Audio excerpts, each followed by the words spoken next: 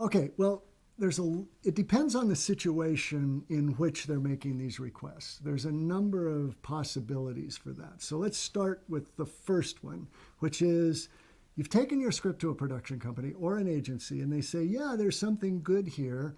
It isn't quite working yet, but we might be interested. So here are our suggestions. If you were to make the hero more likable, and if you changed the setting to Georgia instead of Massachusetts, and if you did this, this, this, and this, then we'd like to see it again.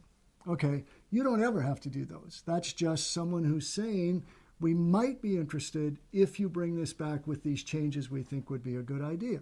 Now, if they're the only person in town showing interest and you like the ideas, then you would probably choose to go make those changes, give it another shot, and keep working with them. Now, that can go on again and again and again, and finally you might decide they're never going to really get involved, and then you move on. But as long as you're in sync with the ideas and think, yeah, this will make it better, you might as well go ahead and do those, because even if they don't end up optioning it, you've got a stronger script thanks to their input that you can then market to somebody else. Okay, so there it's totally optional for you. The next possibility would be if they have optioned the screenplay, or even if they out and out purchase it, and now they're asking for changes. Now it's a different story. Now you're obligated to make those changes in a sense. In other words, they now own, if they've purchased the script, they own the story rights.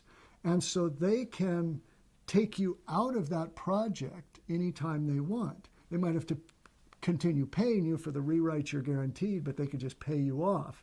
So you're going to be working with them and they call the shots. It's finally up to the company and especially the director to say, this is what we want this to be.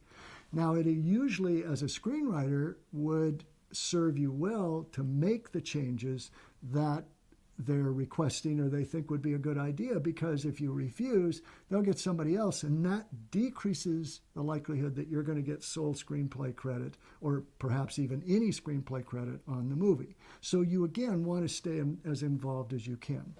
But another thing you should be clear about, and that is this isn't done all on paper. I've never been in a situation developing a script with a writer and a production company where I've consulted on a project for the company and a writer's involved, where they just write up ideas, notes, as they say, and suggestions, send them to the writer and say, get back to us when they're done. These are conversations. These are sitting down and talking through what's going to make this script better. So these things are hashed out.